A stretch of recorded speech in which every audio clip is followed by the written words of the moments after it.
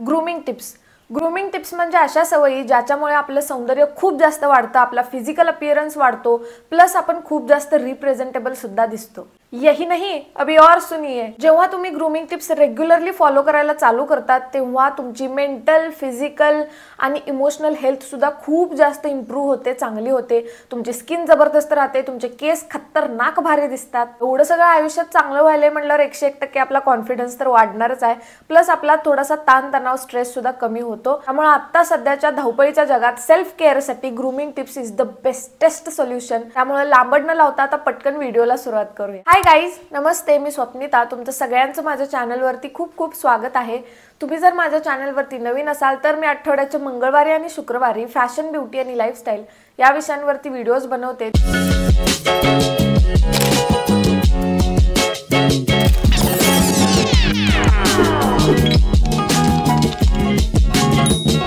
First step आहे novel oiling, याला नाभी चिकित्सा असं सुद्धा म्हणतात। तुम्हाला एक 7 ते 8 थेंब कोणत्याही तेलाचे घ्यायचे आहेत आणि आपल्या नाभीमध्ये घालायचं। 5 मिनिटं तिथं 7 मिनिटं त्याला व्यवस्थित मसाज करायची।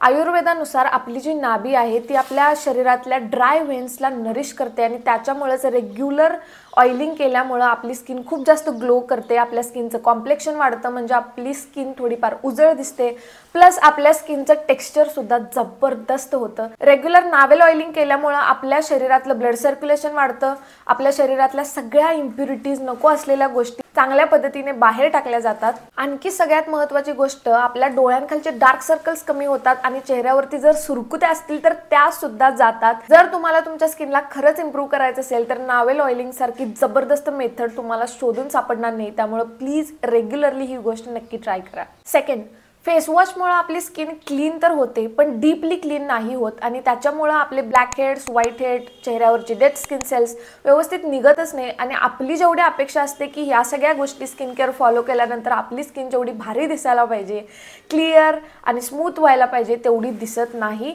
त्यासाठी तुम्ही रेग्युलरली एक्सफोलिएट करायला चालू करा। तुम्ही मार्केटमधले एक्सफोलिएटर्स वापरू शकताय, घरगुती वापरू शकता, it's all up to you. Exfoliate केल्यानंतर स्टीम मात्र नक्की घ्या किंवा वाफ घेऊन तुम्ही एक्सफोलिएट करू शकताय।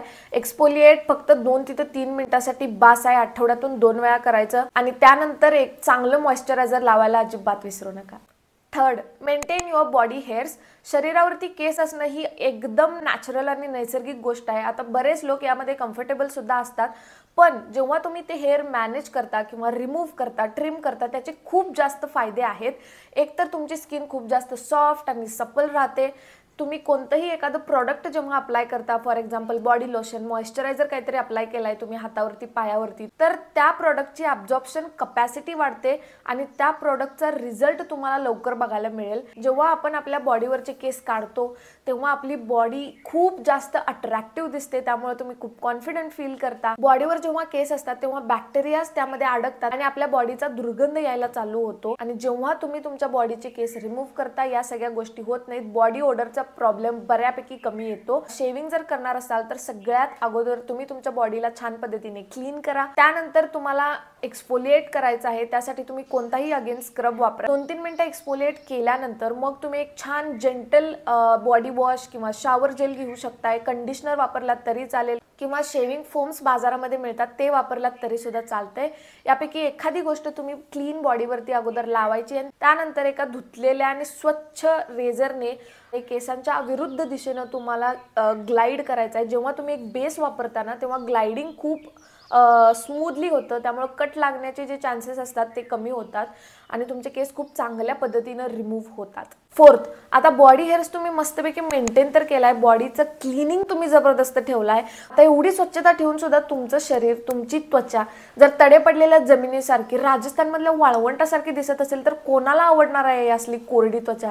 त्यामुळे प्लीज रेग्युलरली एखादं बॉडी ऑइल किंवा बॉडी लोशन, बॉडी मॉइश्चरायझर्स तुम्ही वापरू शकताय। याच्यामुळे तुमची स्किन खूप जास्त हायड्रेटेड राहते आणि खूप म्हणजे खूप जास्त ग्लो करते, मी खरोखर सांगते। आणि त्यातल्या त्यात जर तुम्ही सेरमाइड बेस्ड बॉडी लोशन्स वापरत असाल तर तुमचे डॅमेज झालेले स्किन बॅरियर्स रिपेअर होणार आहेत आणि त्यामुळे तुमची स्किन खूप जास्त यंग, युथफुल आणि ग्लोईंग दिसते। दिवसातून 3-4 वेळा तुम्ही बॉडी लोशन थापालाय आणि तरी सुद्धा तुमची स्किन जर कोरडी दिसत असेल तर ही टिप खास करून तुमच्यासाठी आहे।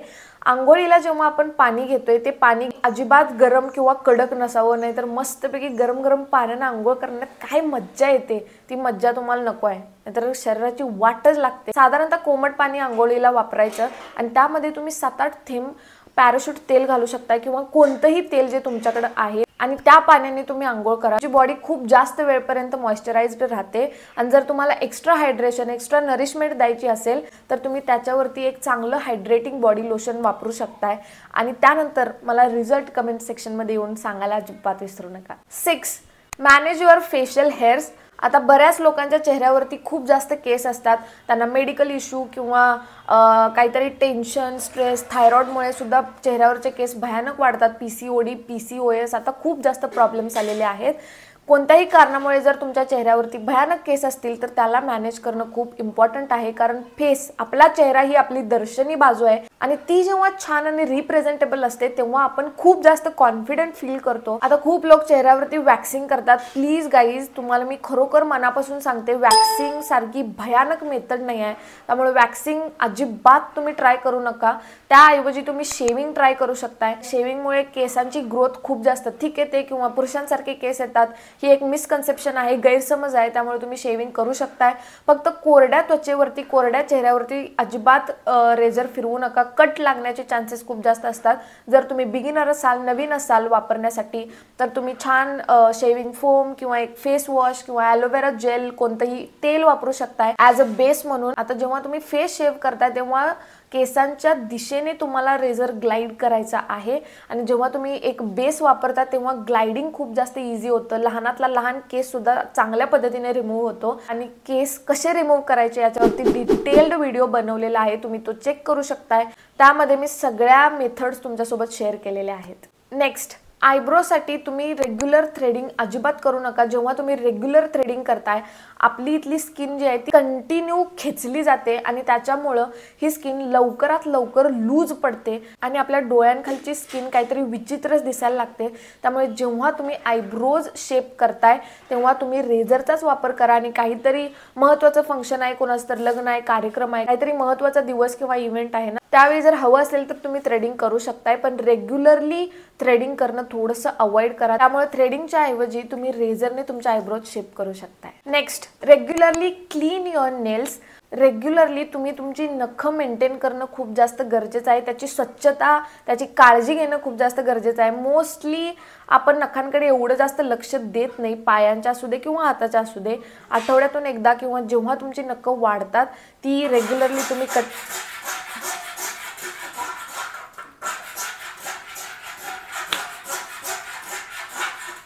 देवा मला उचलित नाही, खरोखर उचल। आठवड्यातून एकदा किंवा जेव्हा तुमचे नखे खूप जास्त वाढतील त्याला प्लीज नेल कटरने छान शेप द्या जो तुम्हाला हवाय आणि त्यानंतर तुम्ही कोणतंही तुमच्या आवडीचा डार्क कलर किंवा न्यूड कलरमध्ये नेल पेंट लावा, त्यामुळे तुमच्या हातांचं सौंदर्य एवढं वाढतं ना, ऐ है है।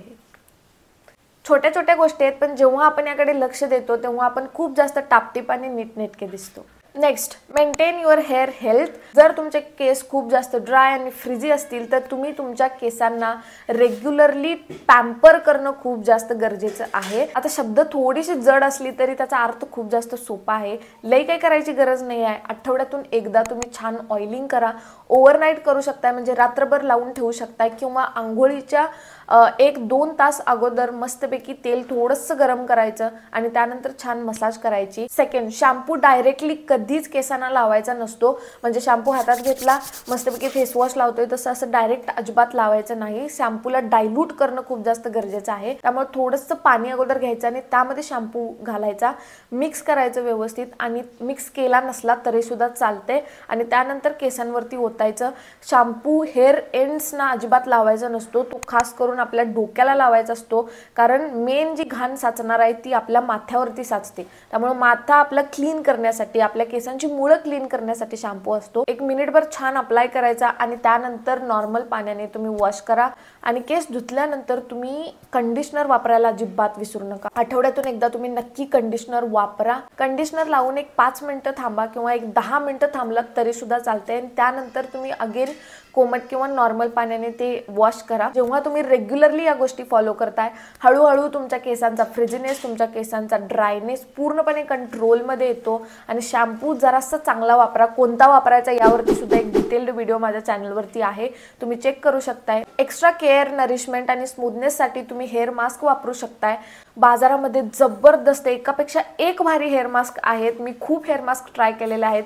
तुम्हाला जर आवडत असेल तर तुम्ही घरगुती सुद्धा ट्राय करू शकता. मी माझ्या खूप व्हिडिओमध्ये तुम्हाला सांगितलेत घरगुती हेअर मास्क, तर ते वापरलात तरी सुद्धा चालते. Okay, that's it for today's video. I hope तुम्हाला हा व्हिडिओ आवडला असेल. आवडलाय तर प्लीज यार एक लाईक करायला अजिबात विसरू नका. आणि अशाच इंटरेस्टिंग आणि इन्फॉर्मेटिव्ह व्हिडिओसोबत भेटू पुढच्या व्हिडिओमध्ये. तोपर्यंत स्वतःची काळजी घ्या आणि स्वतःवर खूप प्रेम करा.